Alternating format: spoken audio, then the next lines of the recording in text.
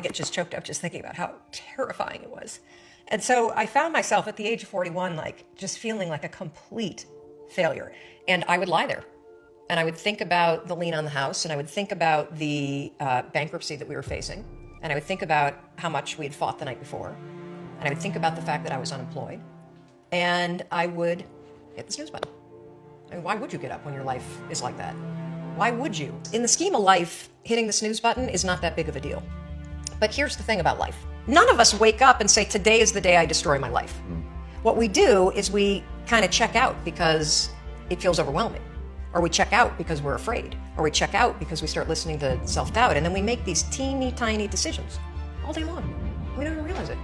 A decision to not get up on time, a decision to not eat the right thing, a decision to snap at your kids, a decision to not speak in a meeting, a decision to not look for a job, a decision to not deal with your finances, a decision to not call your parents, like whatever it is.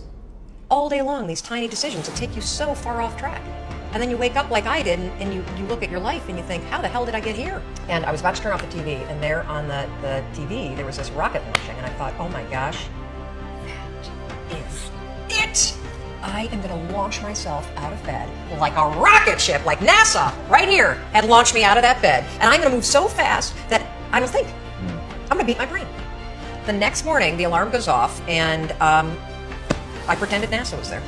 It's the stupidest story. I literally went 5, 4, 3, 2, 1. I counted out loud, and then I stood up. And I'll never forget standing there in my bedroom. It was dark, it was cold, it was winter in Boston. And for the first time in 3 months, I had beaten my habit of hitting the snooze button. I couldn't believe it, and I thought, wait a minute. Counting backwards? That is the dumbest thing I've ever heard in my entire life. Well, the next morning I used it again, and it worked. The next morning I used it again, and it worked. The next morning I used it again, and it worked. And then I started to notice something really interesting. You have about a 5-second window in which you can move from idea to action before your brain kicks into full gear and sabotages any change in behavior. Because remember, your brain is wired to stop you from doing things that are uncomfortable or uncertain or scary.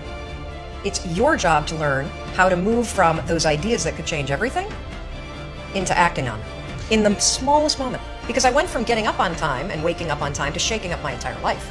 Because when you understand the power of a 5-second decision, and you understand that you always have a choice to go from autopilot to decision maker, everything in your life will change. You will be a different negotiator, you will be different in sales, you will be unstoppable in the gym, because you will realize the amount of garbage that you put in the way of your hopes, of your dreams, of your potential, of your confidence, of your courage.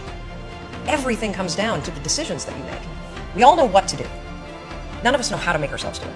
So the single most profound use of the 5-second rule is mind control. You can actually use one stupid little trick to push yourself to grab it. I wanted to change my life. And I think most people that are miserable or that are really like dying to be great and dying to have more, we want to change. We want to live a better life. We want to create more for our families. We want to be happier. The desire is there. It's your job to push yourself. There are tricks that you can use that actually outsmart the tricks your brain plays on you. You can outsmart your own brain